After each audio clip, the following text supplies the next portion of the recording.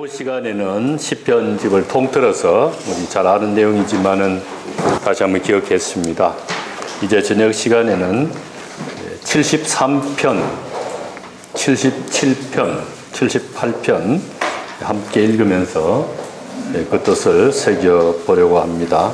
이 세 시편은 다 제3권에 들어있습니다. 이 3권이 73편에서 89편까지 17편인데요. 그 가운데서 11편이 아삽의 시라는 표제가 붙어 있습니다. 73편에서 83편. 아삽은 레위 사람으로서 특별히 성전 예배 때 하나님께 찬양하는 일을 맡은 사람 가운데 한 사람이지요. 오후 시간에도 우리가 소리내서 읽었습니다만은 성경은 원래 소리내서 읽는 책이라고 저는 생각합니다. 시편뿐만 아니라. 그래서 아침에 성경 읽으실 때 될 수 있으면은 소리를 내서 읽으시기를 저는 권합니다. 소리를 내서 천천히 한자 한자 한 낱말 한 낱말 또박또박하게 읽는 것이 좋겠다는 것이 제 경험이고 또 권하고 싶은 것입니다. 특별히 시편은 더더욱 그렇습니다. 기도하고 찬송하는 마음으로 소리내서 그 뜻을 알아내려고 하기 이전에 그냥 아무 생각 없이 여러 번 읽는 것이 너무 중요하다는 말씀을 드리겠습니다. 우리가 번역문으로 읽는 것이긴 하지만 그 옛날 이스라엘 사람들처럼 할 수만 했다면은 노랫가락을 붙여서 읽어볼 만합니다. 근데 참 재밌는 것이 제가 어릴 때 우리 고모님 연세가 많으신 분인데 또 예전에 우리 할머니 권사님들이 이렇게 성경 읽으시는 보면은 교역자가 가르쳐 주지도 않는데 가락을 붙여서 읽으시더라니까요. 성경을. 원래 경전은 가락을 붙여서 읽는 경전은. 또 제 어린 기억에 외할아버지 외갓집에 가면은 아침 일찍 외할아버지 일어나셔서 의관을 정제하고 사서 삼경도 읽으시고 또 성경도 읽으시고 그게 제 기회 정리예요. 그래서 왜 이런 것이 사라져버리고 지금은 그냥 눈으로만 읽고 눈으로만 말해요 이렇게. 이건 상당히 문제가 있다고 생각합니다. 하나님 우리에게 주신 이 음성도 사용해서 경전은 원래 소리내서 읽는 것이다. 예. 자, 그래서 우리 여기 이제 세 편을 찬찬히 읽으면서 이제 글마다 흐름이 있으니까 어떻게 본문이 흘러가는가, 그다음에 짜임새를 살피면서 이제 중심 내용을 알아보겠습니다. 우선 78편. 우리 개역 성경을 보면은 쭉 이어서 적어놨습니다. 근데 그게 이제 좀 문제가 됩니다. 책의 두께를 줄이려고 그런 것이거든요. 그런데 시편 같은 경우는 대체로 한 절을 두 부분으로 나눌 수 있습니다. 한글로 보더라도 줄 바꿔서 이렇게 좀 써보는 것도 도움이 된다고 할 수 있는데요. 제가 그렇게 시도를 했습니다. 저녁을 많이 드셨습니까? 저녁을 많이 드시면은 목소리가 잘 안 나오더라고요. 설교하실 때는 저녁 많이 드시면 안 되죠.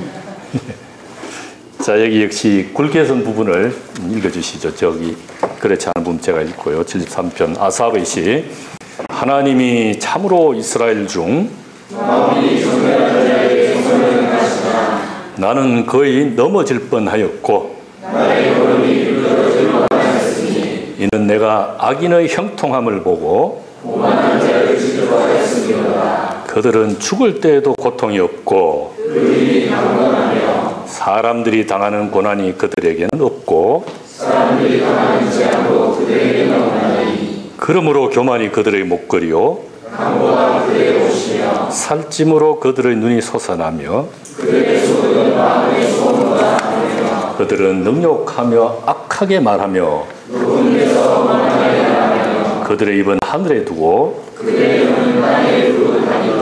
그러므로 그의 백성이 이리로 돌아와서 말하기를 하나님이 어찌하랴 볼지어다 이들은 악인들이라도 항상 평안하고 내가 내 마음을 깨끗하게 하며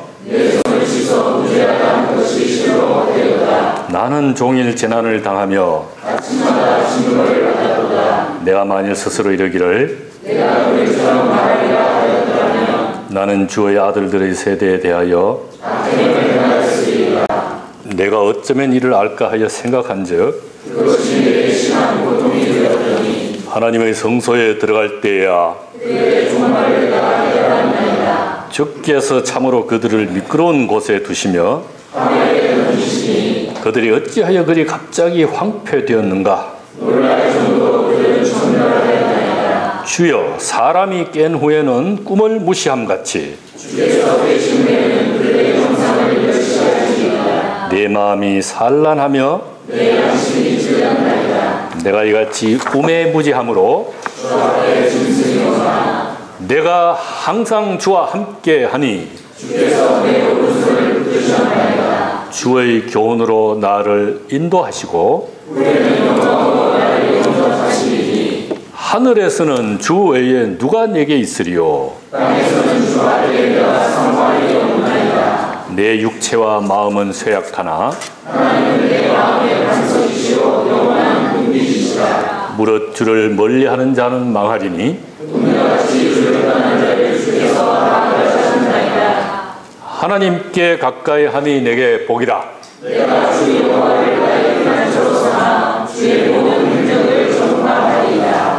네, 고맙습니다. 앞 시간에 우리 기억한 대로 여기 시편에 나오는 악인은 하나님을 모르는 이방인이 아니고 겉보기로는 하나님을 잘 숨기지만 실제로는 전혀 그렇지 않은 사람, 이런 사람들을 가리켜서 실제적인 무신론자라고 합니다. 그런 사람을 가리킵니다. 그래서 이런 사람들과 달리 이제 의인, 시편의 지금 73편의 주인공인데, 의인은 안팎으로 무슨 어려움이 있든지 간에 하나님 말씀을 곧이곧대로 받아들이고 그 말씀을 따라서 하나님을 성실하게 섬기려고 애쓰며 살아가는 사람을 뜻합니다. 우리 1절에서 이스라엘 중 마음이 정결한 자가 바로 그런 뜻입니다. 이처럼 이 시편에서 두 무리가 맞서고 있습니다. 한쪽에서는 하나님 백성 이스라엘 안에 있는 거짓된 사람들, 악인들, 한쪽에는 참된 사람들, 의인들입니다. 이것은 역사적으로 유다 백성이 바빌로니아에 사로잡혀 갔다가 다시 고향으로 돌아온 뒤 주전 6세기 후반에 주로 볼 수 있었던 모습으로 알려져 있습니다. 78편을 세 부분으로 나누어서 한 단락씩 차례로 읽으면서 그 뜻을 새겨보겠습니다. 1절에서 16절 이 시인은 괴로움을 하나님 앞에 쏟아내고 있습니다. 하나님이 참으로 이스라엘 중 마음이 정결한 자에게 선을 행하시나. 하나님이 당신의 백성 가운데서 참으로 깨끗한 마음으로 하나님 섬기는 사람들을 잘 대해주신다는 사실, 일단 이 시인은 의심하지 않습니다. 그런데 2절에서 나는 거의 넘어질 뻔하였고 나의 걸음이 미끄러질 뻔하였으니 하면서 지금 자신이 심각한 신앙의 위기에 부딪혔음을 숨기지 않습니다. 뒤이어 3, 4, 5절에서는 왜 그렇게 되는지 까닭을 말하지요. 이는 내가 악인의 형통함을 보고 오만한 자를 질투하였음이로다. 그들은 죽을 때에도 고통이 없고 그 힘이 강건하며 사람들이 당하는 고난이 그들에게는 없고 사람들이 당하는 재앙도 그들에게는 없나니. 악인은 그 하는 일마다 잘 되고 거들거릴 뿐만 아니라 건강하고도 편안하게 잘 살다가 잘 죽는다는 것이죠. 그것을 보면서 그만 마음이 대단히 불편해진 것입니다. 여기 3절에서 오만한 자를 질투하였다는 것은 악인이 잘 되는 것을 보니까 부럽기도 하지만 마음이 법 좋지 않다, 불편했다는 뜻이죠. 이 시인의 생각으로는 악인은 벌받아 마땅한데 또 100번 양보해서 악인이 혹시 이 세상 살 동안에 고난과 재앙을 당하지 않을 수 있을지는 몰라도 죽을 때만큼은 죽음을 두려워하면서 벌벌 떨면서 고통을 겪어야 상식에 맞지 않겠나 생각했는데 천만의 말씀, 건강하게 잘 살다가 죽을 때도 편안하게 죽는 것을 보고는 그만 속이 뒤집히기 시작한 것입니다. 6절 11절에서는 악인들이 살아가는 모습을 묘사합니다.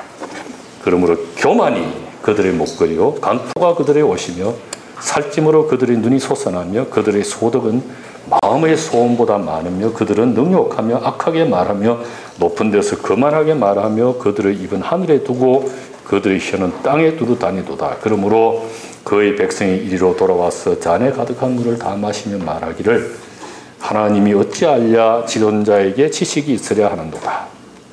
오만하기 짝이 없는 사람들, 포악하기 이를 데 없는 사람들입니다.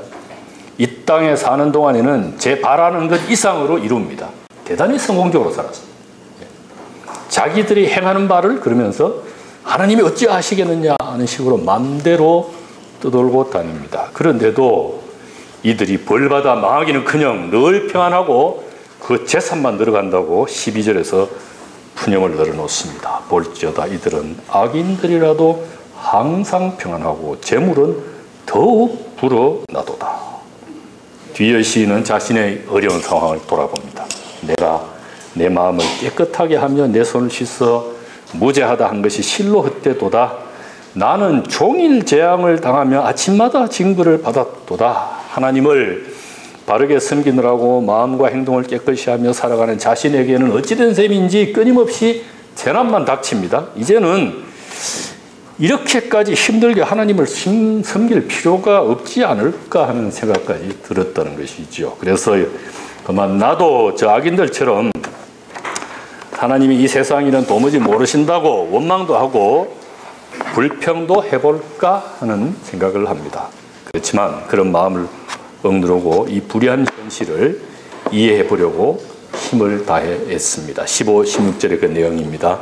내가 만일 스스로 이르기를 내가 그들처럼 말하리라 하였더라면 나는 주의 아들들의 세대에 대하여 악행을 행하였으리다.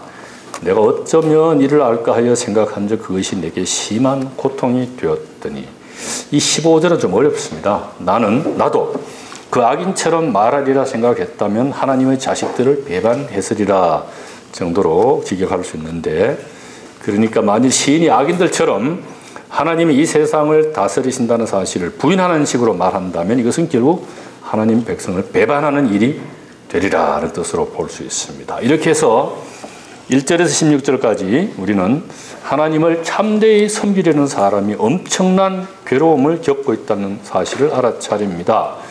의인의 괴로움은 보통 두 가지로 생각해 볼 수 있습니다. 하나는 불의한 사회가 직접 의인을 괴롭히는 데서 생기는 괴로움이 있습니다. 이에 대해서는 본문이 말하고 있지 않습니다. 다만 6절에 강포라는 낱말에서 폭력이 사회에 넘쳐나고 있음을 추측해 볼 수 있을 따름입니다. 또 하나는 악인이 번영하고 의인이 고난당하는 현실을 하나님이 가만 내버려 두신다는 느낌이 들 때 겪는 신앙의 시련입니다. 한마디로 하나님이 이 세상을 불공평하게 다스린다는 생각이 들 때 하나님 잘 섬기는 사람이 억울하게 겪는 어려움을 하나님이 모르시는 척 하는 것처럼 보일 때 그 누가 하나님을 계속 섬기려 하겠는가 하는 마음이 생길 수 있다는 것입니다. 이제 가운데 단락, 그렇지만 17절에서 23절에서 시인은 다시 하나님의 의로우심을 깨닫습니다. 도무지 이해할 수 없는 현실을 이해하고자 무던히 애쓰던 시인은 마침내 성소에서 무엇을 깨달았다고 말하지요. 하나님의 성소에 들어갈 때야 그들의 종말을 내가 깨달았나이다. 아마도 시인은 성전에 들어가서 자신의 괴롭고 안타까운 마음을 하나님 앞에 쏟아내며 기도하고 있었던가 봅니다. 그 어느 순간에 시인은 하나님과 사람을 무시하고도 행복하게 살다 죽은 악인들의 최후가 하나님 앞에서는 멸망임을 깨달았던가 봅니다. 18절 주께서 참으로 그들을 미끄러운 곳에 두시며 파멸에 던지시니 그들이 어찌하여 그리 갑자기 황폐되었는가. 놀랄 정도로 그들은 전멸하였나이다. 주여, 사람이 깬 후에는 꿈을 무시함 같이 주께서 깨신 후에는 그들의 형상을 멸시하시리이다. 자, 하나님이 이들을 파멸에 던지셨다. 또 그들이 황폐되고 전멸하였다 함이 실제로 무슨 뜻인지 잘 알 수 없습니다. 어쨌든 이 땅에서 그들이 누렸던 부귀영화 모든 것을 하나님은 별로 대단하게 여기시지 않음을 깨달은 듯합니다. 결국 이런 시인의 깨달음은 하나님이 외면하시는 것 그 자체가 죽음을 뜻한다는 구약 성경 전체 흐름과 관계 있어 보입니다. 이처럼 악인의 불행한 최후를 깨달은 시인은 21, 2, 3절에서 다시 고백하지요. 내 마음이 산란하여 내 양심이 찔렸나이다. 내가 이같이 우매 무지함으로 주 앞에 짐승이 오나 내가 항상 주와 함께하니 주께서 내 오른손을 붙드셨나이다. 시인은 하나님이 이제까지 시인 자신을 지켜 이끌어주고 붙들어 주셨음을 뒤늦게서야 깨닫게 되어 스스로 부끄러워한 것입니다. 자, 24절에서 28절 마지막 부분에서 감사하며 확신과 다짐을 고백합니다. 이제 시인의 마음에서는 감사가 넘쳐납니다. 악인이 벌받고 의인이 대접받는 변화가 아직 이 세상에서는 일어나지 않았지만 그런 것이 시인에게 더는 문제가 되지 않습니다. 생명의 주 의의 하나님이 나를 지키고 이끄신다면 언젠가는 하나님의 의를 따라 악인이 망하고 의인이 잘될 날이 올 것이 분명해진 것입니다. 그리하여 시인은 새로운 감격 가운데서 외치지요. 주의 교훈으로 나를 인도하시고 후에는 영광으로 나를 영접하시리니 하늘에서는 주 외에 누가 내게 있으리요 땅에서는 주밖에 내가 삼할 리 없나이다. 이어 자신의 희망과 다짐을 밝힙니다. 내 육체와 마음은 쇠약하나 하나님은 내 마음의 반석이시요 영원한 분기시시라. 무릇 주를 멀리하는 자는 망하리니 음녀같이 주를 떠난 자를 주께서 다 멸하셨나이다. 하나님께 가까이함이 내게 복이라. 내가 주 여호와를 나의 피난처로 삼아 주의 행적을 전파하리다. 모든 희망을 하나님께 걸고 반석이자 피난처이신 하나님을 의지하고 가까이 하는 것 자체를 복스럽게 여깁니다. 그 하나님이 하신 일들을 널리 알리겠다고 다짐하지요. 이로써 믿음의 시련은 극복되고 하나님을 향한 찬양이 터져 나옵니다. 이처럼 참된 믿음의 경험은 감사와 신뢰를 고백하며 하나님 하신 일을 선포하겠다는 결단으로 나아갑니다. 자, 이런 시편 73편의 내용을 당시 역사적 상황에 비춰 다시 한번 정리해 보십시다. 하나님의 뜻대로 사는 사람은 복을 받고 하나님의 뜻을 거스르는 사람은 벌을 받는다는 것은 성경, 특히 구약 성경 첫 부분인 율법서의 일반적인 가르침이지요. 그런데 구약의 하나님 백성 이스라엘은 그것이 반드시 그렇지 않다는 경험을 현실에서 합니다. 특히 그들이 바빌로니아에 사로잡혀가 살다가 고향에 돌아와서 살 때 자기들 가운데서 하나님과 이웃을 우습게 여기고 사는 사람들이 잘 살고 하나님을 참되게 섬기려고 몸부림치는 사람들은 오히려 박해받고 어려움 겪는 상황이 벌어집니다. 이래서 그들은 하나님이 의로우시다면 어찌 이런 일이 일어날 수 있을까 하는 생각에 빠지게 됩니다. 시편 73편의 주인공이 처한 상황이 바로 그렇습니다. 그렇지만 하나님이 악인을 반드시 멸하시고 하나님을 참되게 섬기는 사람은 늘 지키고 붙들어 주심을 시인은 마침내 깨닫지요. 그래서 이제는 그 하나님만이 나의 하나님이심을 굳게 믿고 고백하면서 그 하나님이 베푸신 모든 은혜로우신 일을 널리 전하기로 다짐합니다. 이처럼 절망과 회의의 깊은 수렁에 빠져있던 시인은 다시 희망을 품고 어려움을 이겨냅니다. 그뿐만 아니라 오히려 하나님을 기리며 하나님의 덕을 선전하게 됩니다. 이래서 우리는 시편 73편의 시인에게서 포로기 이후의 모순된 현실 가운데서도 의로우신 하나님을 굳게 의지하여 믿음의 시련을 극복해 나간 의인들의 모습을 엿보게 된 것입니다. 73편, 77편, 78편의 관계는 마지막에 한꺼번에 보겠습니다. 이제 77편으로 가보겠습니다. 교도하시죠. 아삽의 시 인도자를 따라 여두둔의 법칙에 따라 부르는 노래 읽으시죠. 내 음성으로 하나님께 부르짖으면 나의 환난 날에 내가 주를 찾았으며 내 영혼이 위로받기를 거절하였도다. 내 심령이 상하도다. 내가 괴로워 말할 수 없나이다. 밤에 부른 노래를 내가 기억하여 주께서 영원히 버리실까? 그 인자심은 영원히 끝났는가? 하나님이 그가 베푸실 은혜를 잊으셨는가?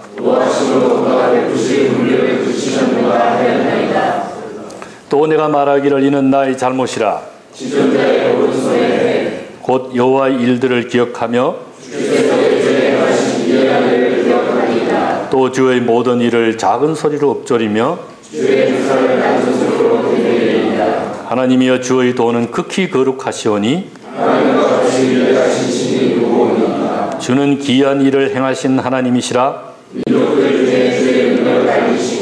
주의 팔로 주의 백성 하나님이여 물들이 주를 보았나이다. 구름이 물을 쏟고 홍창이 소리를 내며 겨울이 바람 중에 주의 우레소리가 있으며 주의 길이 바다에 있었고 주의 발자취를 알 수 없었나이다.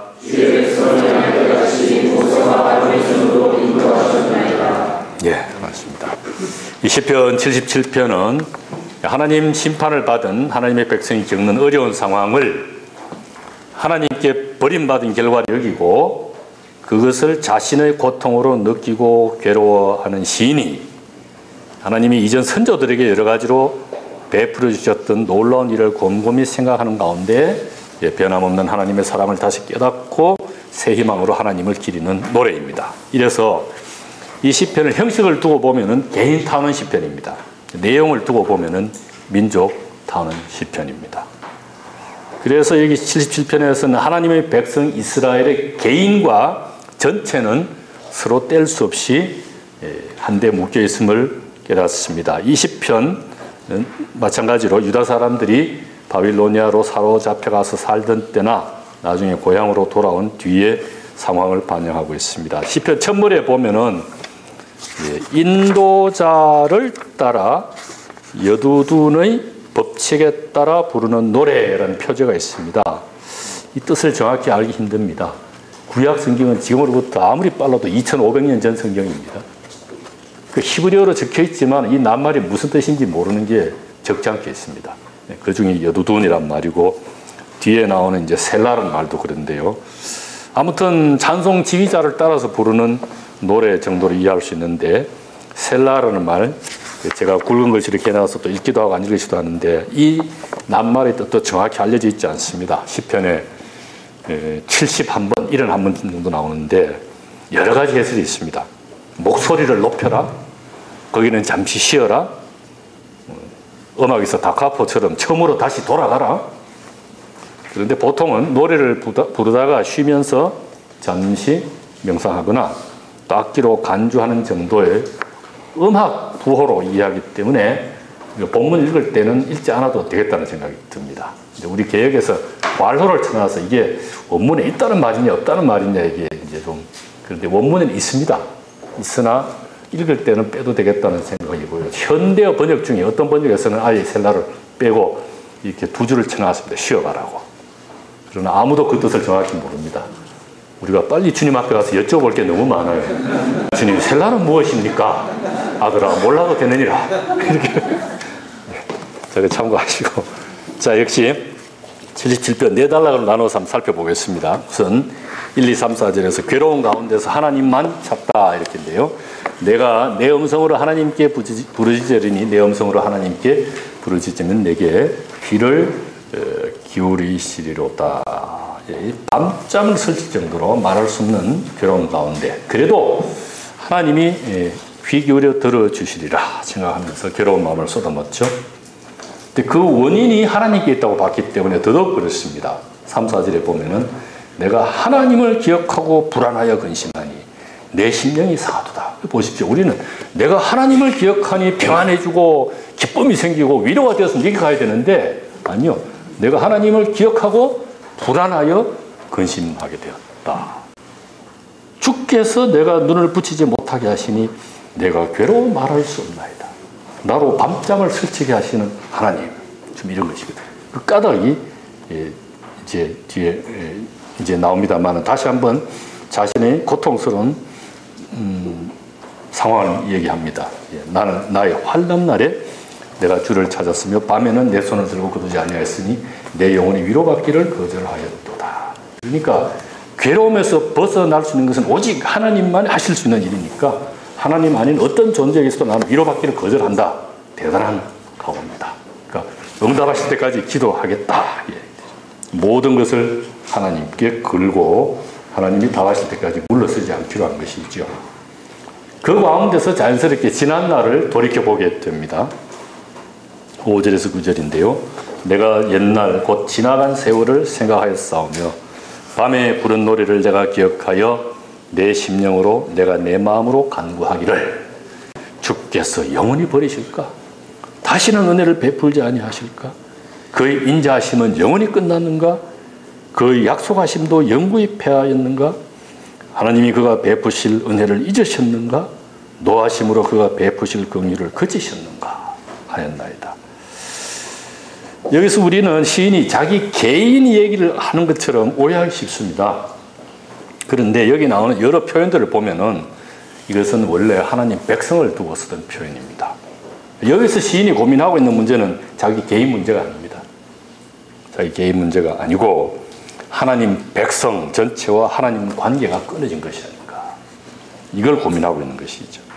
자기가 속한 이스라엘 전체가 다시 하나님께 은혜를 입지 못하는 한 나 혼자 잘 된다는 생각을 해본 적도 없고 할 수도 없던 것입니다.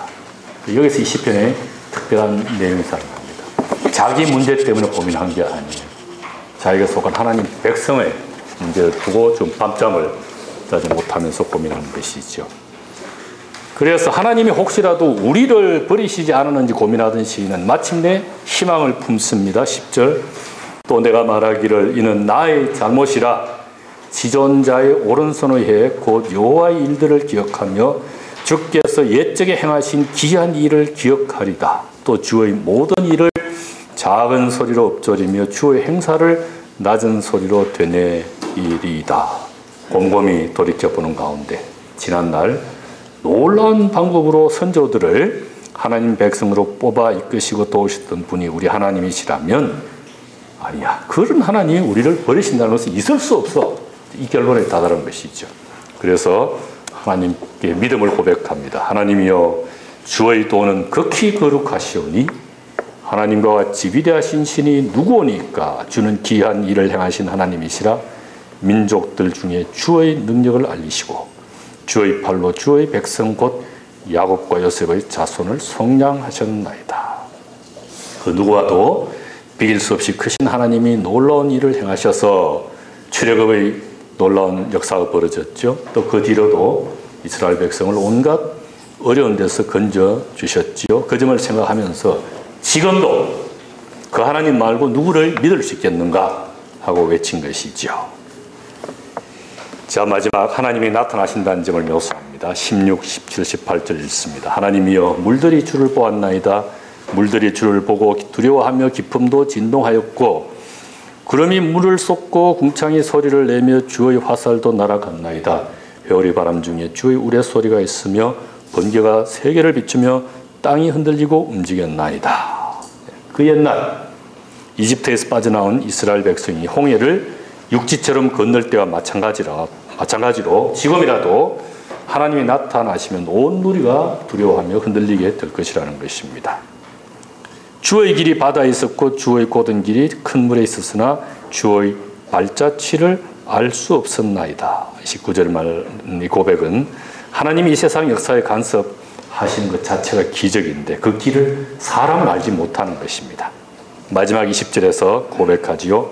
주의 백성을 양떼같이 모세와 아론의 손으로 인도하셨나이다. 하나님이 참 목자로서 양무리 같은 자기 백성을 모세와 아론 같은 지도자들을 통해 이끄신 분임을 확실히 믿고 고백하게 된 것입니다. 이 마지막 단락을 보더라도 앞에서 이 시인이 괴로워했던 것은 개인 문제가 아니고 하나님 백성 전체의 문제였음이 분명해집니다. 시편 77편 전체 흐름을 다시 한번 정리해 보겠습니다. 구약 하나님의 백성 이스라엘은 그들이 섬기던 하나님께 심판을 받아 나라를 잃고 원수의 나라에 사로잡혀가 살아야 했습니다. 그때부터 그들이 가장 힘들어했던 것은 하나님이 우리를 아예 버리신 것이 아닌가 하는 생각이었죠. 이스라엘이 이스라엘일 수 있는 것은 하나님이 이스라엘의 하나님으로 이스라엘을 지키고 이끌어 주셨기 때문인데 그 하나님이 이스라엘을 버리셨다면 이스라엘은 더는 이스라엘일 수가 없다는 뜻이죠. 시편 77편의 주인공이 밤잠 못 이루고 위로받기 거절하며 괴로워했던 것도 이 문제였습니다. 그러나 시인은 지난날 하나님이 선조들에게 여러 가지로 놀라운 은혜 베푸신 것을 두고 깊이 생각하다가 그 하나님이 여전히 오늘 이스라엘의 하나님으로서 우리를 구해 주실 것이라 확실히 믿게 되었습니다. 그래서 하나님을 향한 믿음을 고백하고 하나님을 기립니다. 어려움을 당했을 때 지난날 하나님 백성의 역사를 곰곰이 생각해 보는 것이 두 가지 방향으로 나아갈 수 있습니다. 과거에 도우시던 하나님이 왜 지금은 도우시지 않는가 생각하면 지난 역사를 회상하다가 오히려 더욱더 절망이 깊어질 수 있습니다. 그와는 달리 과거에 도우신 하나님이 지금도 앞으로도 도우실 것이라고 생각하면 지난 역사를 돌이켜보다가 희망을 품고 지금의 고난을 이기고 앞날로 나아갈 수 있습니다. 찬송을 한 장 배워서 부르고 계속 가겠습니다. 이게 시편 57편 1절에 보면은 하나님이여 내게 은혜를 베푸소서 내 영혼이 죽기로 피하되 주의 날개 그늘 아래에서 이 재앙들이 지나기까지 피하리이다 내용이 있는데요. 이 주의 날개 아래 피한다는 내용이 담긴 것인데요. 92쪽에 보시면은 제가 살펴본 대로 이게 스칸디나비아의 아리랑이라고 할 만한 가락입니다. 지금 추적을 한 것은 1569년까지 갔는데 덴마크, 노르웨이, 스웨덴에서 아마 즐겨 부르는 민요인데 거기에 19세기에 그 스웨덴 여성 그리스도인이 거룩한 가사를 붙여서 전해 내려오는 것을 제가 작년에 우리말로 좀 바꿔봤는데요. 부르시기 참 쉽습니다. 첫째, 둘째, 넷째 줄이 똑같아요. 셋째 줄만 다르면 되고, 그 다음에 인터넷에서 유튜브를 찾으셔서 쓰인 스웨덴 글자를 치면 여러 가지 버전으로 들을 수 있습니다. 조수미가 부른 것도 있고요. 브레드 디나 비다 빙하. 브레드는 펼쳐라. 디나는 당신의, 비다는 넓은, 영어의 와이드고요. 빙하는 영어의 윙이거든요. 주님 당신의 넓은 날개를 펼치셔서 저를 품어주십시오. 것인데, 제가 한번 불러보고 같이 해보시면 좋겠습니다. 참 좋은 찬송입니다.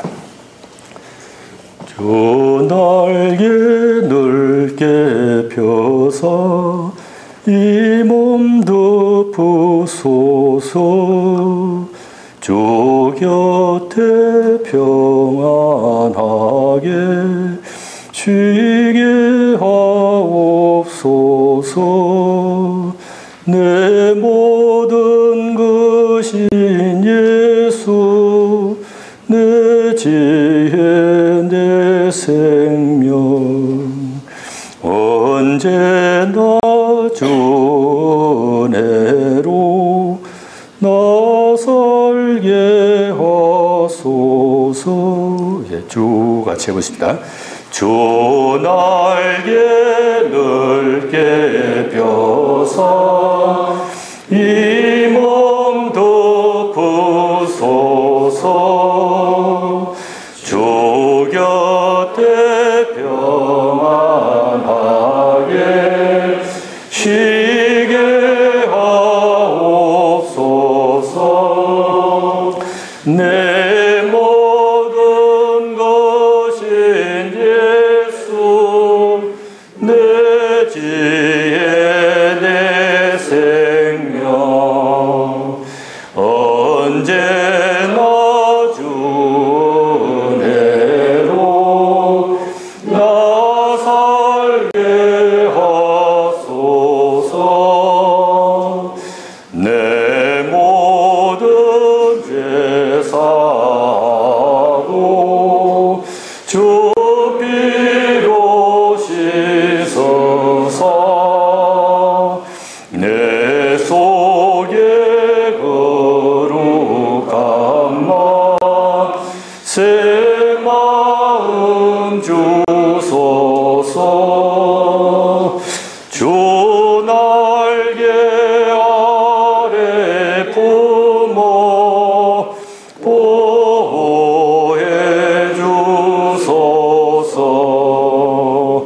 주 안에 오늘 밤도 잘 쉬게 하소서. 숙소로 돌아가셔서 잘 주무시기 바랍니다. 3시간 뒤에. 저녁 찬송으로 좋은 찬송입니다. 자, 이제 세 번째. 시편 78편. 굉장히 긴 시편인데요. 제가 원래는 여기 적힌 대로 11절까지만 읽고 뜻을 적으려다가 아니요, 그럴 수가 없어요. 뒷부분도 중요하기 때문에 뒤에까지 다 읽습니다. 자, 우리 77편에서는 말할 수 없이 큰 괴로움 가운데서 탄식하던 사람이 지난날 하나님 백성에게 여러 가지로 놀라운 은혜 베푸신 것을 깊이 생각해 보다가 하나님을 향한 믿음을 새롭게 했지요. 지난 역사를 회상하면서 힘을 얻었습니다. 이 78편에서는 역사 자체가 시편의 주제가 됩니다.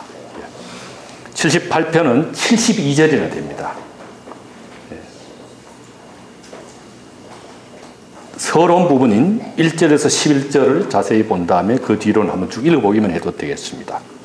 같이 교독을 하지요. 아삽의 마스길 내 백성이여 내 율법을 들으며 내가 입을 열어 비유로 말하며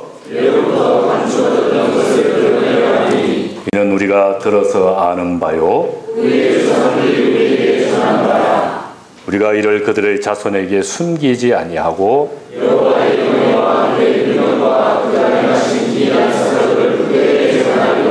여호와께서 증거를 야곱에게 세우시며 우리 조상들에게 명령하사 이는 그들로 후대 곧 태어날 자손에게 이를 알게 하고 그들로 그들의 소망을 하나님께 두며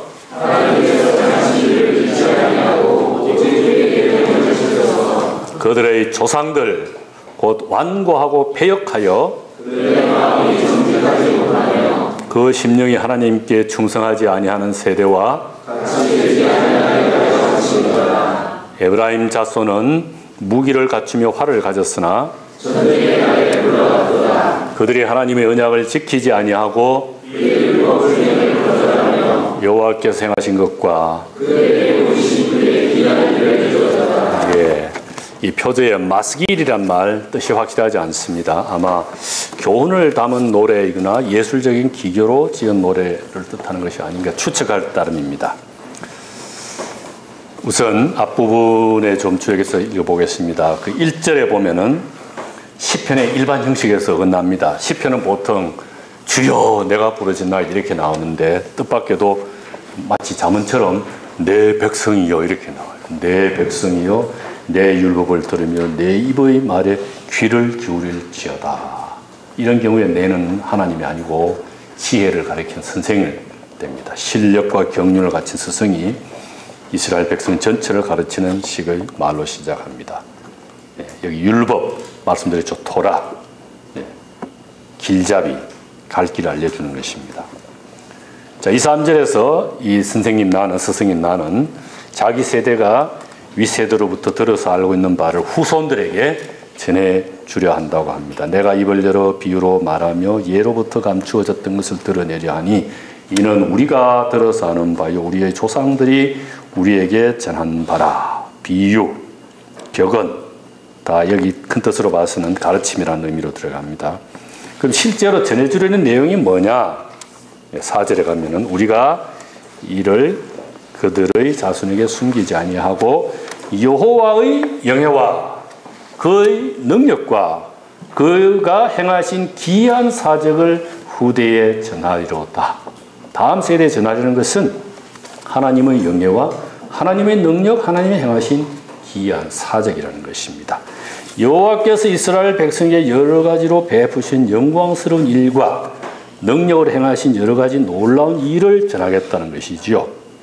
그러니까 여기서 내가 받아서 전해주려는 것은 이스라엘 역사는 어떤 훌륭한 조상들의 얘기가 아닙니다. 모세 뭐 이런 얘기가 아니에요. 그게 아니고 이스라엘과 함께 하신 하나님의 역사를 전해주려는 것입니다.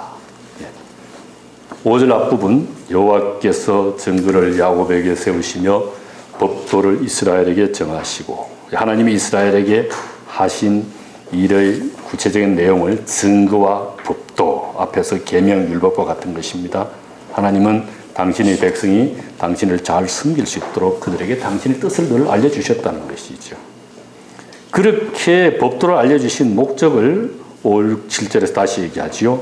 우리 조상들에게 명령하사 그들의 자손에게 알리라 하셨으니 이는 그들로 후대 곧 태어날 자손에게 이를 알게 하고 그들은 일어나 그들의 자손에게 일러서 그들로 그들의 소망을 하나님께 두며 하나님께서 행하신 일을 잊지 아니하고 오직 그의 계명을 지켜서 그들의 조상들 곧 완고하고 패역하여 그들의 마음이 정직하지 못하며 그 심령이 하나님께 충성하지 아니하는 세대와 같이 되지 아니하게 하려 하심이로다.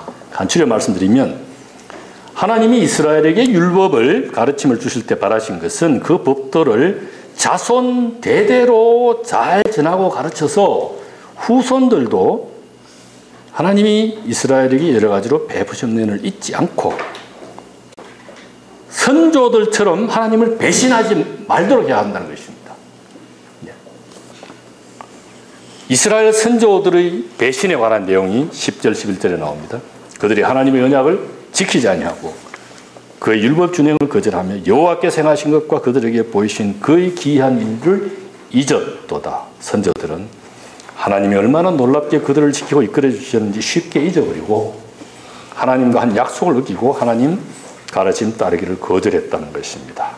9절에 에브라임 자손은 무기를 갖추며 활을 가졌으나 전쟁의 날에 물러갔도다. 이 갑자기 에브라임 족속 얘기가 나오는데요. 그 뜻은 정확히 알기 힘듭니다. 아무튼 본문에 나는 이스라엘 역사를 한편으로는 이스라엘의 하나님이 베푸신 은혜의 역사로 봅니다.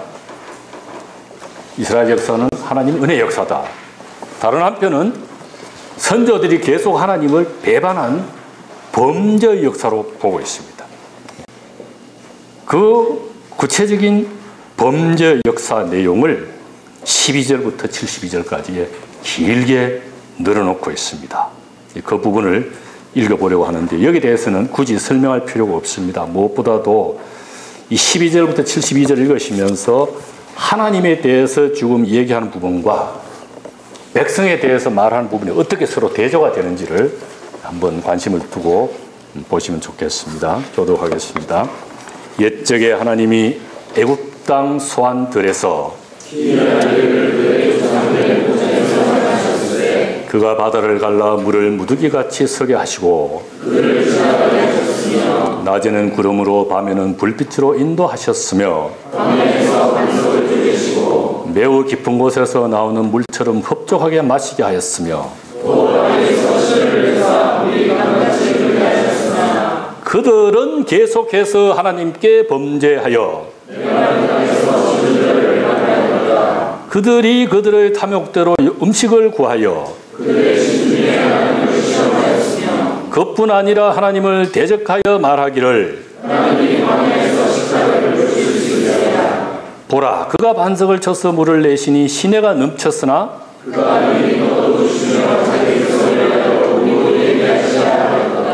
그러므로 여호와께서 듣고 노하셨으며 또한 이스라엘에게 진노가 불타올랐으니 그의 구원을 의지하지 아니한 때문이로다. 그들에게 만나를 비같이 내려 먹이시며 사람이 힘센 자의 떡을 먹었으며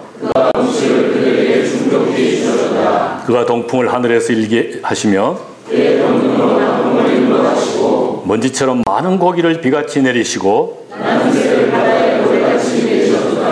그가 그것들을 그들의 진중에 떨어지게 하사 그들이 먹고 심히 배불렀나니 그러나 그들이 그들의 욕심을 버리지 아니하여 하나님이 그들에게 노염을 나타내사 이스라엘의 청년을 쳐 엎드러뜨리셨도다. 그의 기이한 일들을 믿지 아니하였으므로 그들의 횟수를 두려움으로 보내게 하셨도다. 그들이 그에게 구하며 돌이켜 하나님을 간절히 찾았고 지존하신 하나님이 그들의 구속자이심을 기억하였도다. 자기 혀로 그에게 거짓을 말하였으니 그 언약에 성실하지 아니하였음이로다. 죄악을 덮어주시어 멸망시키지 아니하시고 그의 모든 분을 다 쏟아내지 아니하셨으니 가고 다시 돌아오지 못하는 바람임을 기억하셨습니다. 사막에서 그를 슬프시게 함이 몇 번인가. 이스라엘의 거룩하신 이를 노엽게 하였도다. 대적에게서 그들을 구원하신 날도 기억하지 아니하였도다.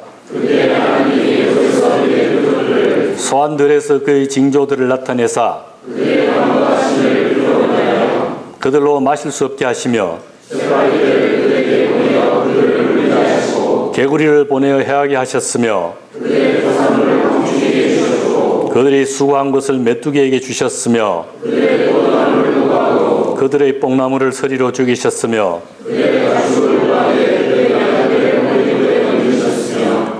그의 맹렬한 노여움과 진노와 분노와 고난 그는 진노로 길을 닦으사 그들의 생명을 전염병에 붙이셨으며 곧 함의 장막에 있는 그들의 기력의 처음 것을 씻었으나 광야에서 양떼같이 지도하셨도다. 그들의 원수는 바다에 빠졌도다. 곧 그의 오른손으로 만드신 산으로 인도하시고 줄을 쳐서 그들의 소유를 분배하시고 그러나 그들은 지존하신 하나님을 시험하고 반항하여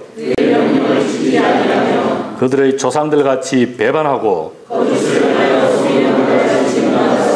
자기 산당들로 그의 노여움을 일으키며 하나님이 들으시고 분내어 이스라엘을 크게 미워하사 그가 그의 능력을 포로에게 넘겨주시며 그가 그의 소유 때문에 분내사 그들의 청년은 불에 사라지고 그들의 제사장들은 칼에 엎드려지고 그때 주께서 잠에서 깨어난 것처럼 그의 대적들을 쳐 물리쳐서 또 요셉의 장막을 버리시며 오직 유다 지파와 그가 사랑하시는 시온산을 택하시며 영원히 두신 땅같이 지으셨도다. 젖양을 지키는 중에서 그들을 이끌어내사 이에 그가 그들을 자기 마음의 완전함으로 기르고 아이고 너무 깁니다. 그죠? 이 본문에 나는 이스라엘은 끊임없이 범죄했으나 하나님은 은혜로 이스라엘을 이끌어 오신 것을 이스라엘 역사의 비밀로 이해합니다.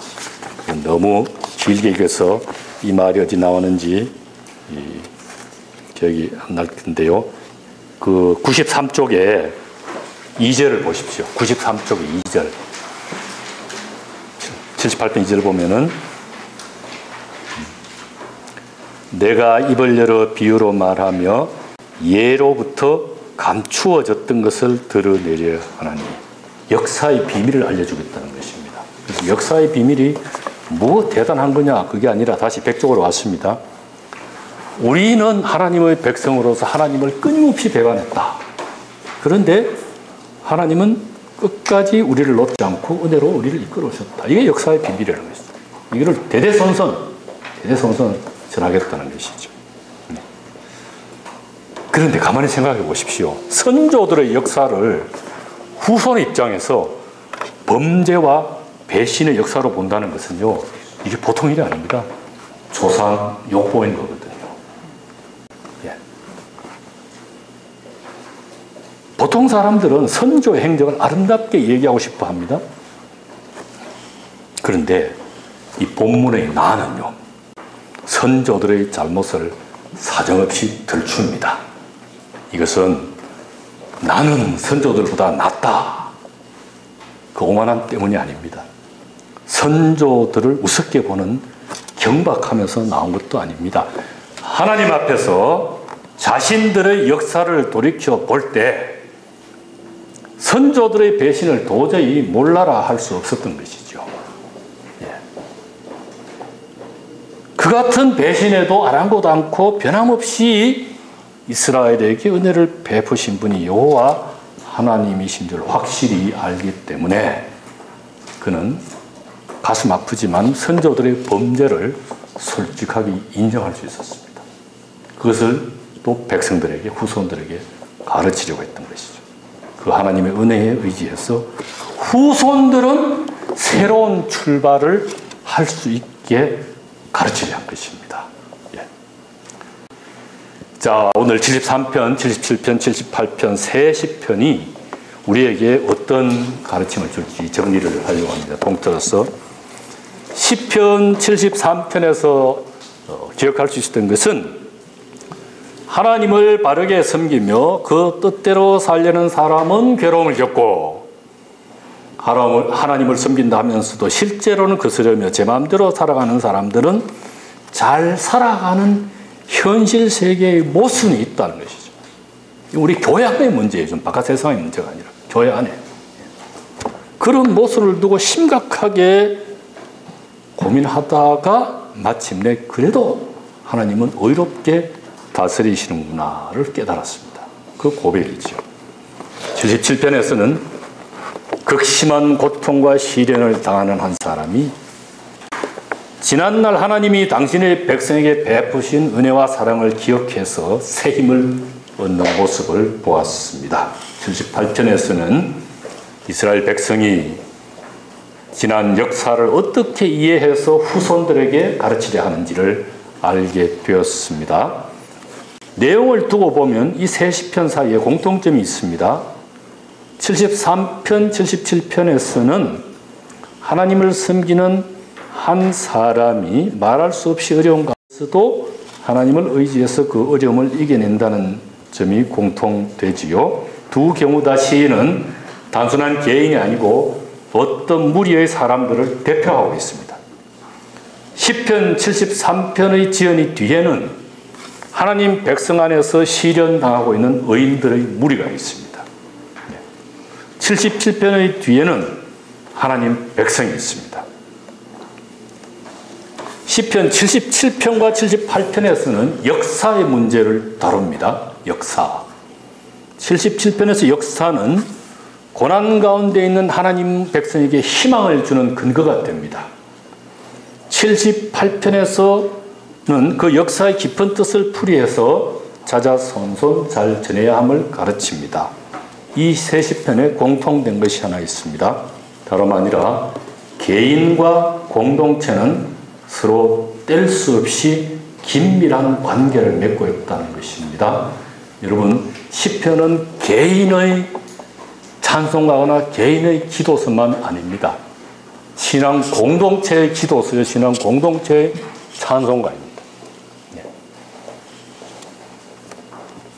시편을 위한 힐링이 오늘 우리 개개인의 힐링에서 그칠 수가 없습니다. 우리가 속한 개교회와 교단과 한국 교회와 한국 사회와 더 나아가서 세계의 치유와도 관련되어야 되지요. 제 짧은 견해에서 가장 우리나라 교회를 보고 가슴 아프게 생각한 점 이 점입니다. 우리나라 교회는 공동체를 잊어버렸어요. 공동체를 놓아버렸어요. 성경에 많은 본문이 개인과 공동체를 같이 붙들고 있는데 공동체는 떼버렸습니다. 심지어 성서 본문이 분명히 하나님 백성의 문제를 다루는데도 설교할 때는 그거 다 빼버리고 개인의 문제를 바꿔서 설교하는 경우가 얼마나 많은지요. 가슴이 아플 때 너무 많아요. 우리 대교회 설교자들이 유명한 설교자들이 분명히 이거는 이스라엘 백성의 문제인데 개인의 신앙 문제로 바꾸어가지고 축소시켜서 설교를 하시더라고요. 그러니 공동체에 대한 관심이 없어요. 자기 교회만 넘어가면 잘 몰라요 도대체. 이웃 교회가 어떻게 되는지, 너무 교단이 어떻게 되는지 아무 관심이 없어요. 심지어 요즘은요, 내 교회 안에서도 나 말고는 다른 사람 관심도 없어요. 이거는 한국 교회 130년 역사에서 신학적으로 큰 문제가 됩니다. 예. 기독교 신앙은 공동체와 개인을 같이 잡아가는 것이죠. 예. 특히 구약에서 지금 분명히 나타나고, 이 지금 시편, 이런 73편, 77편, 78편 같은 경우는 명백하게 드러납니다. 나 혼자 잘 믿고 천국 간다. 이건 없어요, 성경에. 예? 아닙니다. 그런 법이 없어요, 그런 법이. 나 혼자 어렵게 살면 된다. 그런 법이 없습니다.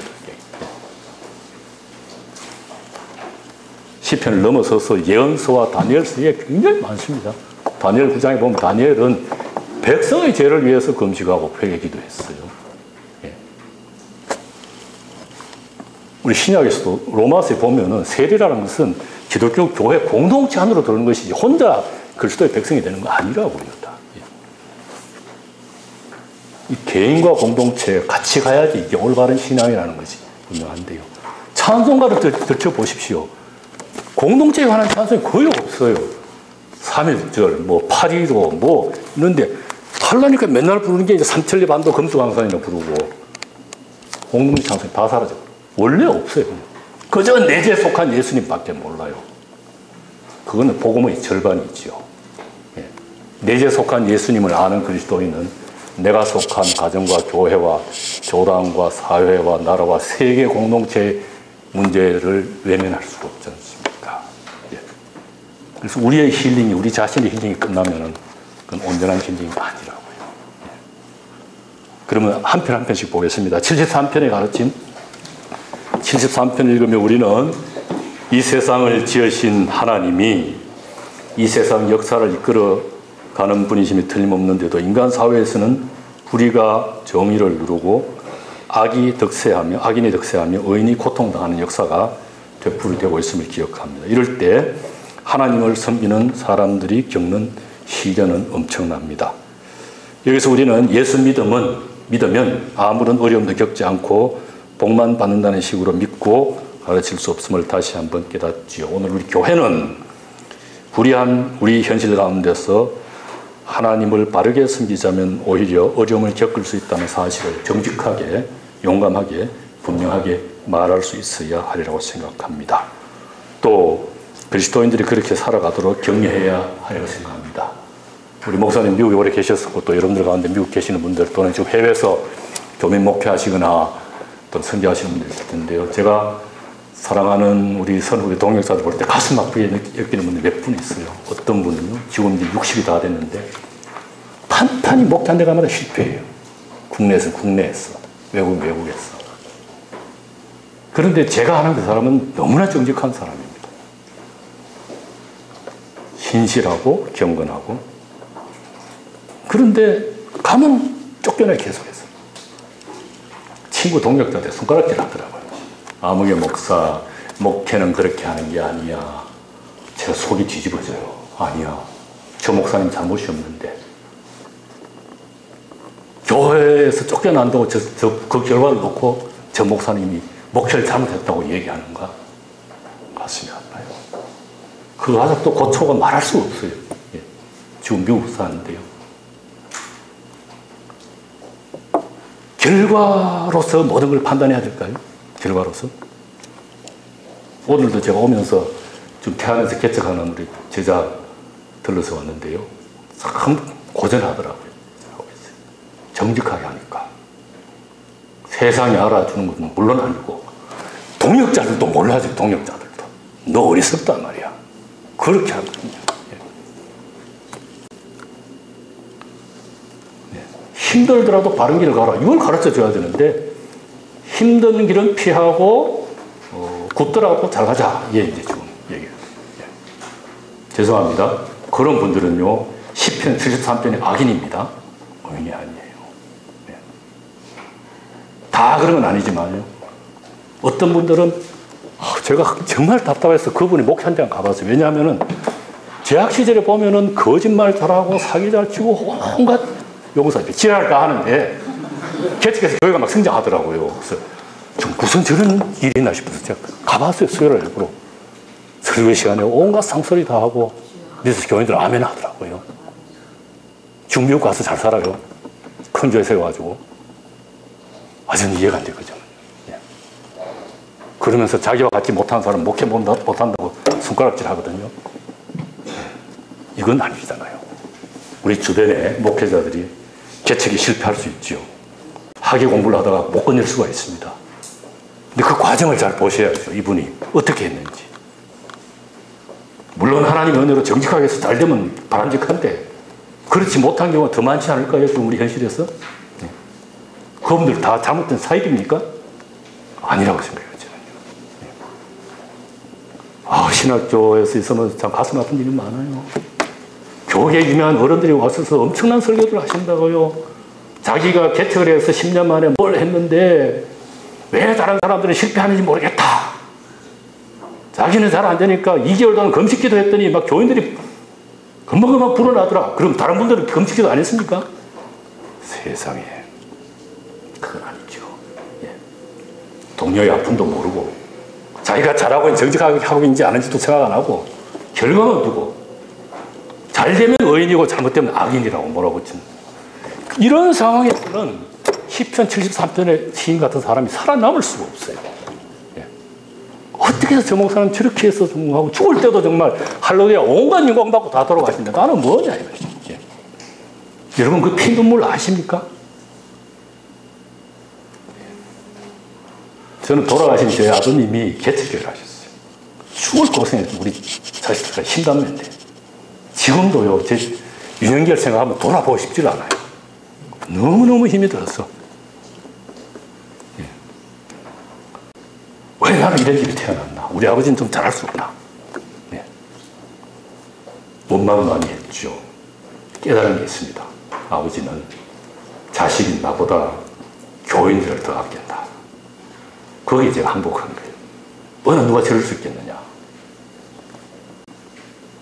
당신이 소신대로 사셨다. 예. 여러분, 잘못된 현실 가운데서도 하나님을 바로 섬기다 보면은 이런저런 엄청난 어려움을 겪을 수 있다는 것을 정직하게, 용감하게, 올바르게 가르칠 책임이 있습니다. 그것이 힐링이지요. 병들어 있는 걸 가만두면 어떻게 힐링입니까? 고치는 것은 현상을 정확히 파악을 하고 잘못을 바로 잡아야 그게 고쳐지는 것이죠. 그냥 마음의 위로만 받았다고 치유받았다. 그게 말이 됩니까? 속에서는 골마 터지는데. 예. 101페이지 밑에서 셋째 줄입니다. 하는 짓거리로 봐서 벌받아 마땅한 사람들이 잘 살고 하나님을 참되게 섬기는 사람들이 고생하는 식으로 거꾸로 돌아가는 것이 이 세상이라 하더라도 하나님이 마침내 모든 것을 바르게 처리해 주실 것을 우리는 의심하지 않습니다. 예, 그래서 예수를 올바르게 믿는 사람들은 이해할 수 없는 어려움을 겪으면 겪을수록 더욱더 하나님을 의지하며 깨끗한 마음과 행실로 의롭게 살아가는 것을 결코 포기하지 않는 것입니다. 이런 의인들이 사회를 힐링하는 다른 사람에게 치유를 줍니다. 더 구체적으로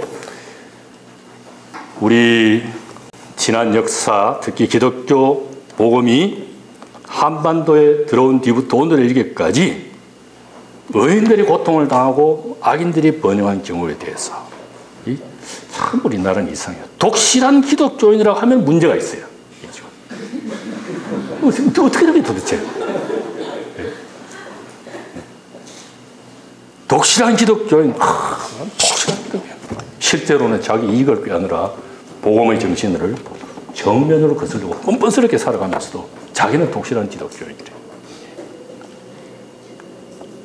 이런 상황에서 참으로 하나님을 올바르게 섬긴다는 것이 실제로 무엇을 뜻하는지, 얼마나 큰 희생을 요구하는지 생각해보지 않을 수가 없습니다. 77편에서는 하나님의 백성, 또 그 백성에 속한 한 사람 한 사람과 하나님의 관계가 어떠해야 하는지 가르쳐 줍니다.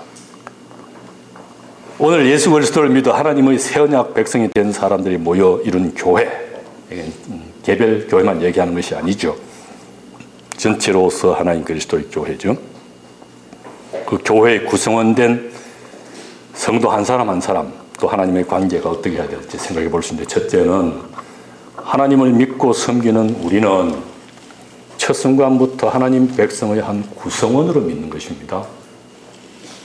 교회의 한 구성원으로 믿는, 지체로 믿는 것이죠.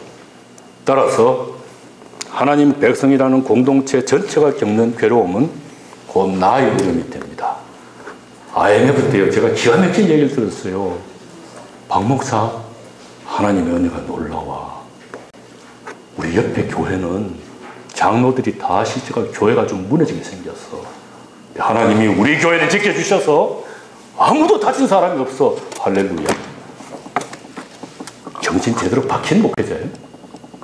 자기 교회만 하나님이 교회입니까?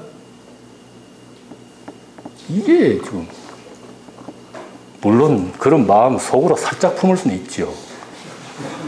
약하니까. 근데 그걸 자랑이라고 저한테 와서 얘기를 해요. 예. 하나님 백성이나 공동체는 내가 속한, 내가 목회하는 교회만 얘기하는 게 아닙니다. 이 땅의 모든 그리스도의 교회의 내가 한 부분이라고요. 예. 제가 신학교 강단에서 여러분 얘기하는데 별로 아멘 안 하더라고요. 뭐냐 하면은, 여러분 장신대만 세계 1등하는 대학 된다고 자랑하지 마십시오. 다른 신학대학도 다 잘 돼야 됩니다. 그래야 전체로 하나님의 교회가 제대로 쓰는 것이지, 예장 통합만 잘 되라고 1등 교회 그거 하지 마세요. 침례교도 잘 돼야 되고, 감리교도 잘 돼야 되고, 군소교단도 잘 돼야 돼요, 다. 예. 하나님 백성이고, 그리스도의 교회는 전 우주에 하나입니다. 가톨릭까지 포함해서. 예. 그리스도의 교회가 겪는 어려움은 나의 괴로움이요. 내가 성공하고 내 자식 잘 되고 우리 교회 부흥한다고 할렐루야 끝날 수 있는 문제가 아니잖아요. 예.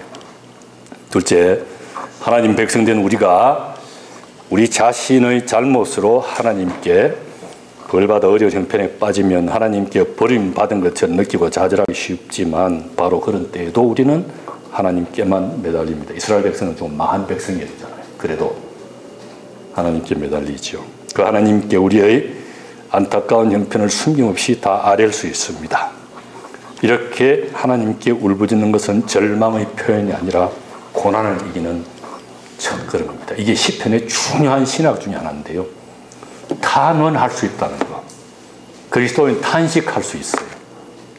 고난에 대해서 괴롭다고 얘기할 수 있다고요. 이것도 우리나라 교회에 대단히 잘못된 게 있습니다. 제가 나주서 목회할 때 교회를 세운 장로님 가정에 가족들, 며느리, 사위가 판판이 암으로 돌아가시더라고요. 나중에는 담임 목사님 저한테도 안 알려요. 왜? 하나님께 영광이 안 됩니다. 이러더라고요. 권사님, 그런 말씀하지 마십시오. 그러면 암으로 세상 떠난 사람 중에 기독교에는 아무도 없습니까? 아니죠. 목사님 중에도 암으로 돌아가시는 분이 계시고. 문제는 암에 걸렸다는 게 중요한 것이 아니라, 암에 걸렸지만 저분들이 얼마나 떳떳하게 믿음으로 살다가 세상을 떠나는가, 그걸 보여줘야 되지. 나을 수도 있지만, 뭐 건강하지 못하면 하나님께 영광이 안 됩니다. 자녀가 시험에 합격하지 못하면 영광이 안 됩니다. 그럼 다 숨기고 어떡하자는 거예요? 성공할 때만 예배당에 와서 찬송할 겁니까? 아니에요. 죄를 지어서 벌을 받더라도 하나님께 매달려야 되고, 예. 탄식은 우리가 하나님을 믿는다는 믿음의 하나의 표현이에요. 가정에서 어려운 일이 있을 때 어느 아이가 뒷집 아저씨한테 가서 아저씨 힘들어요 이렇게 말하는 거예요. 미친놈이죠. 어려운 일 있으면 지 부모 찾아가서 얘기를 해야 되지. 안 그렇습니까? 근데 부모 앞에는 엄마한테 걱정이 되니까 아무 말도 안 해. 그러다가 죽어버리면 어떡해. 아프다고 얘기를 해야 돼. 내 아빠한테 대단해서 무섭하다. 참 믿어. 그거 얘기해야죠. 그거는 부모에 대한 신뢰의 표현이에요. 여러분, 교인들이 또는 동역자들이 어려워서 신음하고 울부짖을 때 너 믿음 없이 왜 그렇게 탄식만 하고 있느냐? 항상 기뻐하라고 하지 않았니? 이렇게 막 윽박질 게 아닙니다. 그 고통을 진지하게 받아주고, 그렇지만 그렇지만 우리가 하나님께 아뢰 수 있다. 힐링은 거기서 나와요. 단원에서 힐링이 출발합니다, 여러분. 찬양에서 출발하는 것이 아니라 단원 자체가 고난을 전제하고 있는 거잖아요. 그 고난이 반드시 의로운 고난만은 아닙니다. 자기가 잘못해서 겪는 고난도 있어요. 이스라엘 백성이 망했다시피. 하나님 그 상관 안 하세요. 일단 괴로우면 부르짖으란 말이죠. 하나님 백성, 우리가 속한 한국교회나 세계교회가 잘못돼서 어려움이 닥쳤을 때 숨기고 이럴 필요 없어요. 왜 개독교라고 하느냐? 홍보를 잘 못해서 그렇다. 홍보 잘해 보십시오. 그게 안 감춰지는가? 잘못하면 잘못한 거고, 하나님께 나아가서 아픔을 아뢰고 시작할 수 있는 것이죠. 공동체 일원으로서 우리가. 셋째, 하나님께 단언할 때 지난날 하나님이 우리 믿음의 선배들에게 여러 가지로 베풀어 주신 놀라운 은혜를 되새기면 과거 하나님의 백성을 뽑아 이끄신 하나님이 여전히 우리 하나님이심을 깨닫습니다. 거기에서 새 힘을 얻고 새롭게 나아갈 수 있습니다. 조상들은 신통찮지만 하나님을 배신했지만 하나님은 한결같고 신통하시니까요. 그게 이제 78장에 나옵니다. 변함없이 당신의 백성을 사랑하시는 하나님에 대한 믿음으로 고난을 이겨낼 수 있지요. 좀 더 구체적으로 생각을 해봤습니다. 103쪽에요. 한국교회 역사를 돌이켜보면 이제 130년이 되더라고요. 처음에는 상당히 공동체적인 관점에서 복음을 받아들이고 신앙생활을 했습니다. 그러다가 일본 제국주의 정책이 혹독해지자 다 공동체는 외면했습니다. 개인주의적이고 개교회, 개교파, 이기주의 흘렀습니다. 이 점에 이르러서는 전체로서의 한국교회 문제를 두고 밤잠 못 잘 정도로 고민하며 하나님께 매달리고 탄식하는 사람들이 별로 없어 보입니다. 저도 부끄럽죠. 동역자 여러분, 내가 섬기는 교회 말고 교단 말고 이 한국교회 전체를 놓고 고민하다가 날샌 적이 있습니까, 여러분? 금식해 보신 적이 있어요? 맨날 며칠을 통탄하면서 눈물 흘린 적이 있습니까? 이게 우리 한국교회 수준을 얘기합니다. 내가 대접 잘 받고 내 교회 편안하고 그럼 오케이 편하게 잠자죠. 그 사이에 교회는 문드리고 이웃 교회는 넘어지고. 제가 빗나갑니다만은 부산에서 혹시 오신 분 계신지 모르겠는데요. 부산에 가서 어느 외국인 신부님한테 감동받은 게 있습니다. 안톤이라는 분인데 연세가 지금 90이 다 됐을 겁니다. 6.25 전후에서 독일에서 오신 분이에요. 부산 동항 거기 언덕에다가 성당을 짓고 시작했는데 자기도 선교 초기인데 한번 그 독립길로 가다 보니까 예배당에 유리창이 다 깨졌더래요. 그래서 이 젊은 선교사가, 신부가 아무 소리 안 하고 유리를 다 갈아 끼워줬어요. 예배당 유리창. 그게 왜? 하나님의 교회인데 이럴 수가 있나? 자기도 어려운데. 뭐 이렇게 해서 거기서는요, 그 동네에서는 신부님하고 목사님이 그렇게 친할 수가 없어요. 부활절도 서로 왔다 갔다 하고, 예배도 같이 하고, 봉사도 같이 하고, 그런다고 해서 그분이 마리아 숭배론을 포기했느냐? 그건 아니에요. 자기식으로 믿어요. 그러면서 교회로서는 똑같이, 그분은 에큐메니컬 운동을 열심히 해요. 제가 부끄러운 것은요, 늦게 우리 장신대 많이 넘어서 학부에 들어온 학생이 어렵게 신대원까지 졸업해서 목사가 되는데요. 임지가 없어서 쫓기다가 거길 찾아갔어요. 그 신부님한테. 전혀 모르는 사람인데 80 넘 90에 가까운 이 영감 신부님이 전혀 모르는 개신교 목사를 받아가지고 자기 사저관에 데려놓고 생활하게 하고 일하게 한 겁니다. 제가 그 소식을 듣고 그 사람 찾아갔어요. 너무 부끄러웠어요. 예장 통합 대교단 거짓말이다. 목사가 한 소리 줬으면 책임을 져야 될 거 아니에요. 네. 나이 많다고 버렸습니다. 버린 목사를 아무 연고 없는 외국 90에 가까운 외국 신부가 데려다가 붙들어주고 품어준 거예요. 참 너무 부끄러웠어요.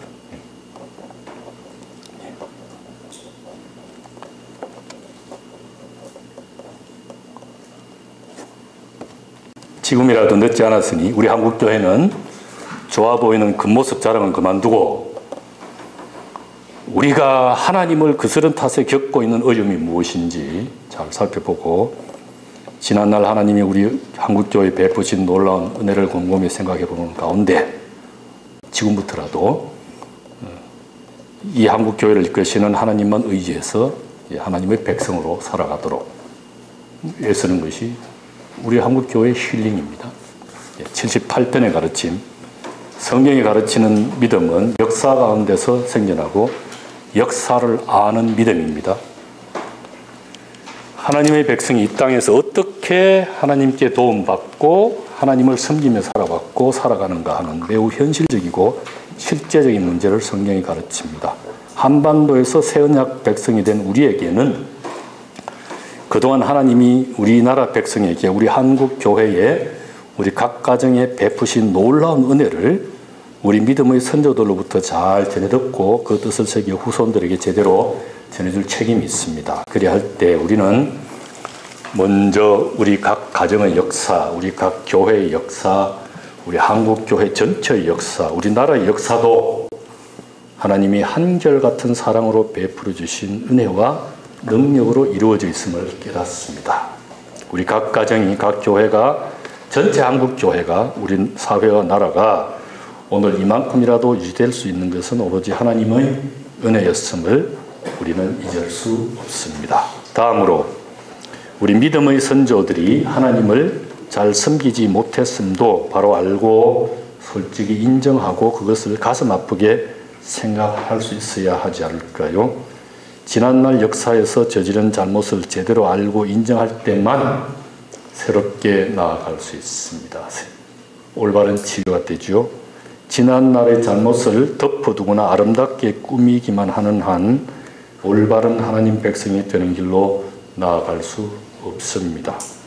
하나님이 역사를 이끌어 가심을 확실히 믿는 사람이 그 잘못된 역사를 되풀이하지 않으려고 선조의 잘못을 숨김없이 고백할 때 하나님 백성의 역사에 희망이 있습니다. 이것이 바로 역사에서 배운다는 것입니다. 이는 구체적으로 지난날 우리 믿음의 선조들이 어떤 잘못을 저질렀는지, 그런데도 하나님이 우리 각 가정에, 우리 각 교회에, 우리 전체 한국 교회와 사회에 어떤 놀라운 은혜를 베푸셨는지를 곰곰이 생각해보고 그것을 낱낱이 밝힘을 말합니다. 다시 좀 옆으로 빗나가겠습니다. 우리나라 교회 어른들이요, 유럽계에 죽었다고 함부로 쉽게 말들 하시더라고요. 제가 경험한 유럽계는 그거하고 달라요. 펄펄 살아 있습니다. 잘 몰라서 그렇죠. 다른 얘기를 하려고 하는데요. 제가 유럽 교회 가서, 유럽 신학의 문제가 아니고 교회 가서 배운 것이 상당히 많습니다. 그 중에 하나는 조상들의 공과를 정직하게 말합니다. 우리나라처럼 어느 한 사람을 가히 하나님이 경지에 안 올려요. 이분은 참 훌륭한 분인데 이런 점은 참 잘했고 이런 점은 잘 못했어요. 그냥 감정 싣지 않고 사실 그대로 날. 저도 흉내를 내봤습니다. 저희 돌아가신 아버지가 살아계신 100살인데요. 한 교회에 한 40년, 50년 목회하셨거든요. 나중에 돌아가시고 추도식하고 또는 몰로 추대 이럴 때 이제 자식이 돼서 아버지 회고를 얘기하래요. 제가 썼습니다. 우리 아버지 훌륭한 점은 뭐인데 뭐는 부족했습니다. 형님이 보고 놀랐어요. 너 어떻게 그런 소리 할 수 있느냐? 그럼 우리 아버지가 하나님입니까? 잘못했다고 그래야지. 못된 자식이죠. 제가 배운 신앙이 그것이고 아버지한테 그거 배웠어요. 사실은. 개 교회마다 60년 역사, 장신대 100주년 이런 역사 쓰더라고요. 책에 잘못한 역사는 다 빠져 있어요. 그건 역사책 가치가 없어요. 그거는. 역사책을 만드는 것은 지난날의 훌륭한 점을 계승해서 더 발전시키자는 거 하나 하고 지난날의 과언은 되풀이하지 말자는 거 하나 하고 두 개 같이 가야 되지. 하나만 지금 그게 뭐 역사책. 그래서 우리가 우리 선조들 욕보이려는 게 아니거든요. 내 모교회, 내 가정, 내 교단, 한국교회 전체를 놓고 잘한 거는 잘한 거고 부족한 건 부족한 거니 고치자. 이 얘기를 하지 않고 한국교회를 고칠 수가 없어요, 여러분. 우리 자신도 고쳐지질 않아요. 우리 자식들은 더 나빠져요. 한국 사회가 좀 역사 문제를 거꾸로 몰고 가더라도 교회는 그러면 안 된다니까요. 그래야지 우리가 후손들에게 역사를 어떻게 가르쳐야 할지 실제적으로 할 수 있거든요. 그러자면 성경의 가르침을 잘 알아야 하면 두말할 나위가 없고 한국 교회사, 한국 역사, 현대사도 제대로 알 수 있도록 우리가 애쓰지 않을 수가 없습니다. 여러분, 교회사 전공한 교수님들한테 실례스러운 말씀인지 모르지만 참 가슴이 아파요. 한국 교회사요, 현장 조사가 없어요. 그냥 책상에 앉아가지고 그냥 뭐 영어책하고 쭉 하니까 저희 집이 예수를 처음 믿은 교회는요, 경상북도 청도군 꼴짝이인데 역사가 한 120년 되거든요. 교회사에 거의 안 나와요. 그 교회에 산 역사가 많습니다. 30년대 벌써 노인 복지를 생각했고요. 이런 게 교회사책 전혀 안 나와요. 참 신통합니다. 초기 선교사님들이 저 경북 지역만 봐도 그럴 수 없이 두메산골에 교회를 개척하셨더라고요. 요즘 같으면은 전도 선교 효율성에 빵점에 빵점. 대도시에 선교센터를 세워야지 전도가 될 거 아닙니까? 어떻게 찾아가는지 산골짜기 교회를 세워놨어요. 100년 된 교회들이 수록합니다. 그 교회 중 문을 닫습니다. 왜? 주민들이 없잖아요. 한국교회 산 역사는 거기에 그런 데 있어요. 거기에서 예수 믿어서 나온 집안의 자제들이 교역자가 많이 되어 있습니다. 저도 그 중에 한 사람인데요. 교회에서 교수는 맨날 앉아서 영어책 보고 뭐 누가 현장 조사예요. 현장 조사. 우리 동역자님들 각 가정의 신앙 역사를 조사를 해보십시오. 당대 믿으셨으면 또 다른 분들 보시고. 그래서 앞서 믿었던 선조들의 공과를 정확히 아셔야 돼요. 정말 따라갈 부분이 있고 부족한 부분이 있고 부족한 부분을 되풀이하지 말아야 되고 그리고 이제는 여기 있는 우리가 역사가 됩니다. 그렇죠? 30년, 50년 지나면 우리가 선조가 되고 도사가 되고 역사가 나오죠. 그러면 임종할 때쯤 얘야 이것은 날 닮지 말아라 이렇게 해야 될 거 아닙니까?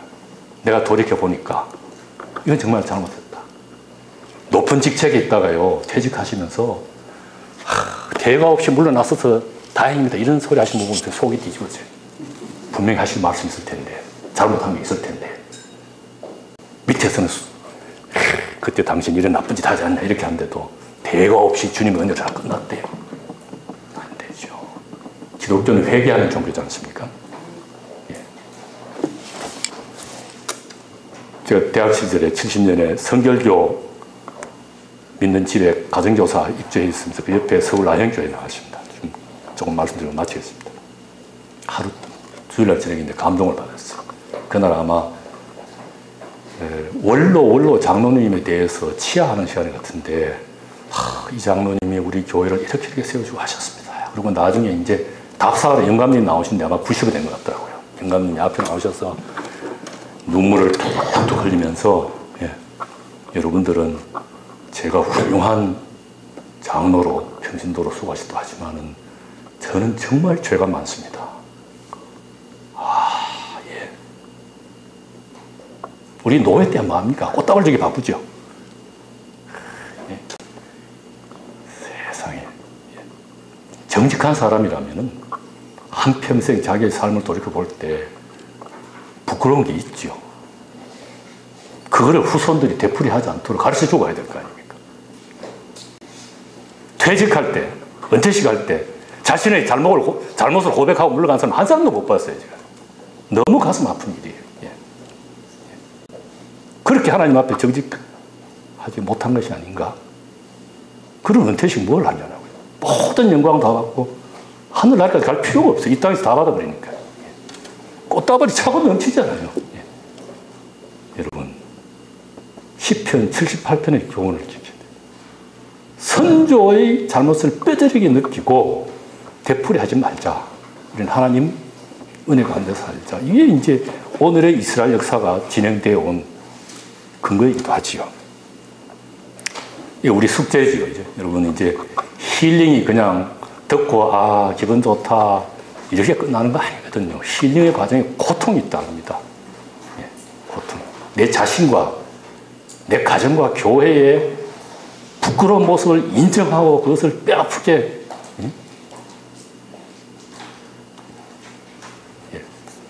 그게 고치면 되죠. 예. 그래서 제가 73편, 77편, 78편에서 말씀드리고 싶은 이것은 다윗의 시가 아닙니다. 아사프의 시인데 그 가운데서 좋은 교훈이 있죠. 예, 우리 공동체 신앙 다시 한번 기억하고 10편에서 역사의 문제도 다시 기억했으면 좋을 것 같아서 말씀드렸습니다. 자, 92쪽에 우리 찬송을 한번 부르고 마치겠습니다. 92쪽에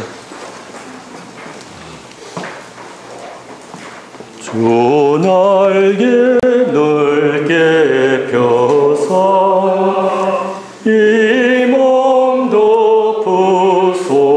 덮으소서 주 곁에 평안하게 쉬게